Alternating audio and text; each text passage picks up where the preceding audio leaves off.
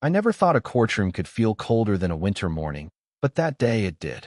The kind of cold that doesn't touch your skin, it seeps straight into your bones. I was standing there, clutching a folder with trembling hands, trying to make sense of how my whole life had come down to this moment. Across the room, she sat. The woman who had once been part of my family, someone I had shared dinners and laughter with. And now, she was staring at me like I was nothing but an obstacle in her way. The gavel came down. The judge's words blurred in my head, muffled like I was underwater, but the meaning was sharp enough to cut through me. I was losing my house. My house. The only thing I had left after months of scraping through bills, patching broken tiles, repainting walls with my own hands, just to keep it standing. And now, just like that, it was hers. Legally hers. I wanted to scream that it wasn't fair.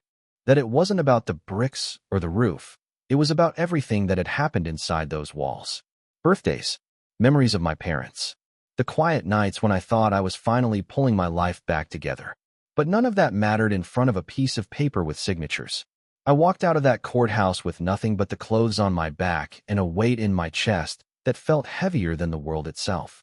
My so-called family had turned into my enemy. My house wasn't just taken, it was ripped out of me. And the worst part? I could still hear her voice behind me, whispering something I couldn't forget. This is just business. Don't take it personal. But how could I not? That night, I sat in my car, parked outside a cheap motel, watching the glow of my old street from a distance.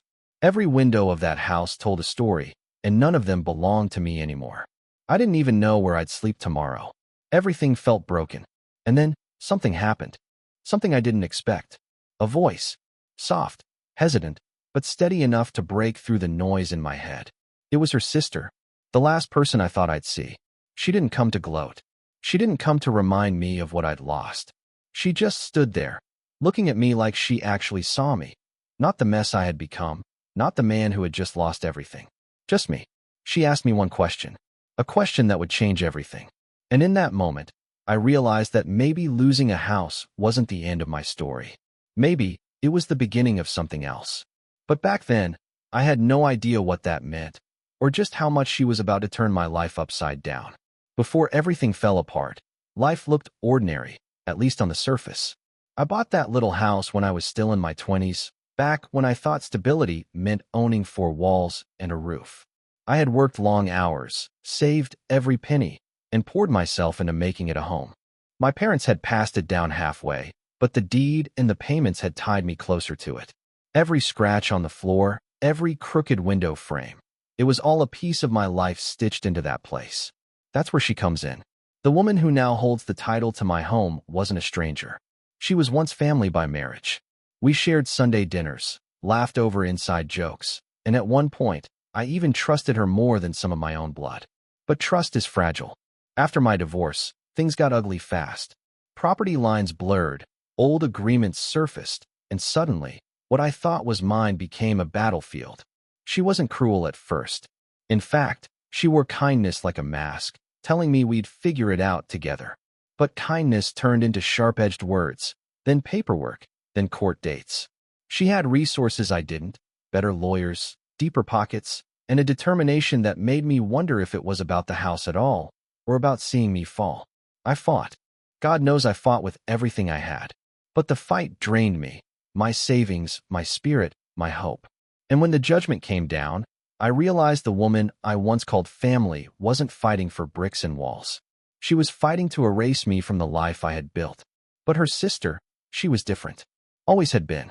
Quieter, softer, the kind of person who stayed on the edges of arguments, never picking sides, never throwing stones.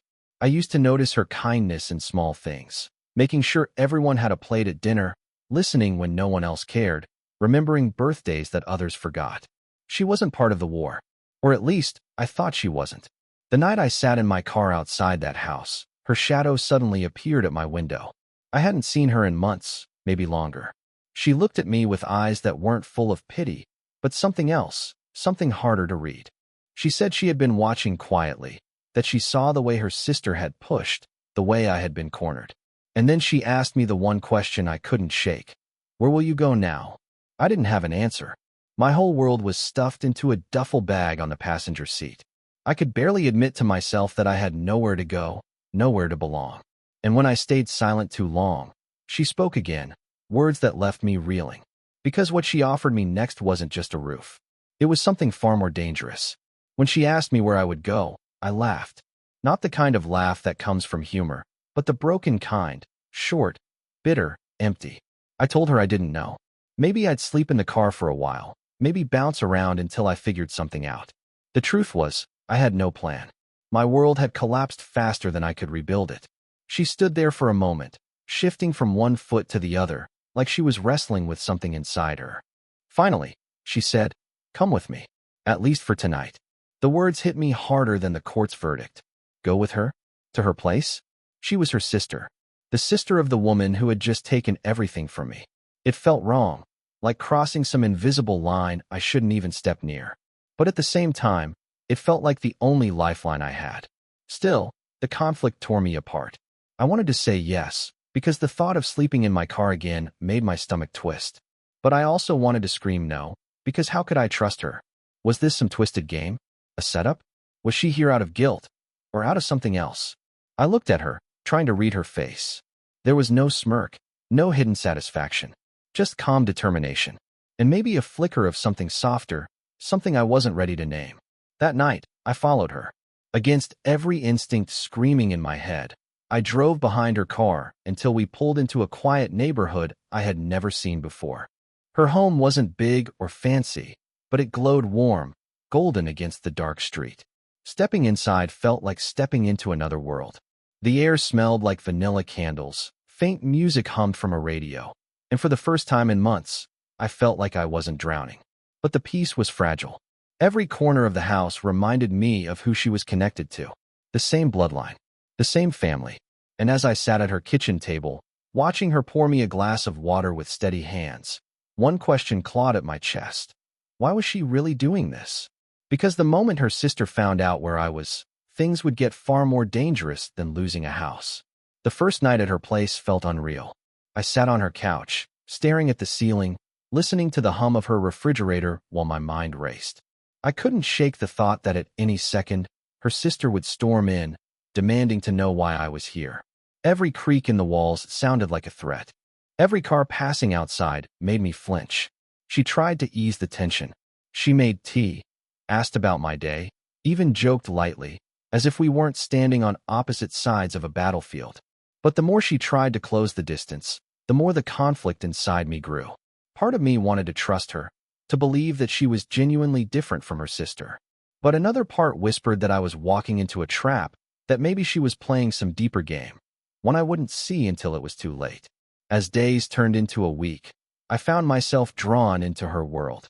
She showed me kindness in the smallest ways.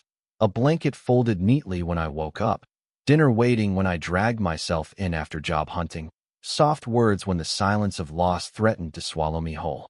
And yet, every kindness carried its own weight. Every smile, every glance across the kitchen table, every accidental brush of her hand made me wonder if there was more behind it.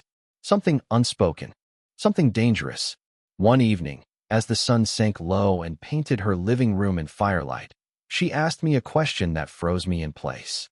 "Do you ever think," she said quietly, "that losing your house wasn't the worst thing that could have happened to you?"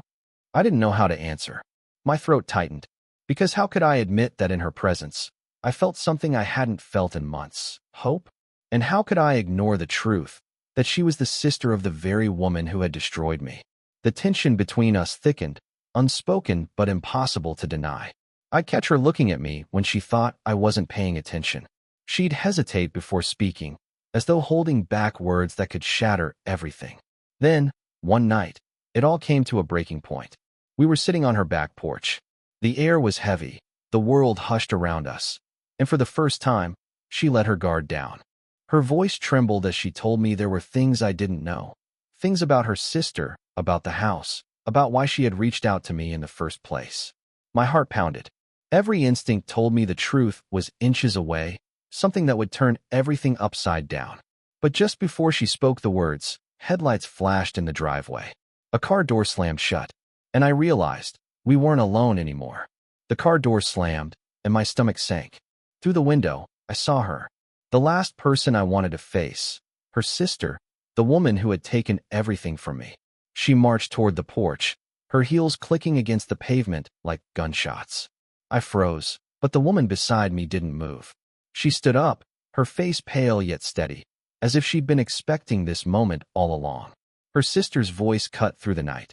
"So this is where you've been hiding him?" The words made my blood run cold. Hiding me?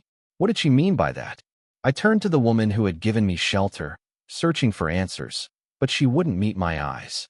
Then, the twist hit me like a thunderclap. She whispered, almost too softly to hear. "I didn't just bring you here to help you. I brought you here because I know something she doesn't. That house, it was never hers to take. And if she finds out what I'm about to tell you, we'll both be in danger." My heart stopped. The house wasn't gone. Everything I thought I had lost, everything, suddenly wasn't what it seemed. The silence between the three of us crackled like lightning. The woman who had stolen my house stood on the porch, her arms crossed, her eyes sharp with suspicion. The woman who had sheltered me stood just a step in front of me, like a shield, though her hands trembled at her sides. I wanted answers, but more than that, I wanted the truth. Finally, the sister at my side broke. Her voice was shaky, but each word landed like a hammer. "You know the deed you claimed in court? The one you used to take his house? It's forged." Her sister's face twisted, but not with shock. With rage. "Lies," she hissed. "You don't know what you're talking about." But the younger sister pressed on. "I do. I saw the papers. I know Dad left the property in both names, his and yours. You hid it, twisted it, and made him believe he had no claim. And I have proof." My chest tightened. Proof? Could it be true that I had been robbed not just by force, but by fraud? Her sister lunged forward, her voice low and venomous. "You don't know what you've just done. If you expose this, you'll burn with him." The air grew thick, charged with everything unsaid between us.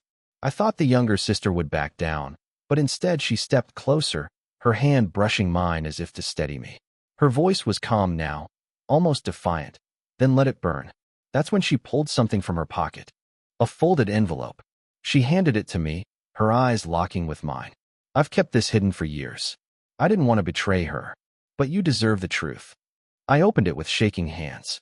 Inside were copies of the original documents, the will, the signature, everything proving the house wasn't hers to claim.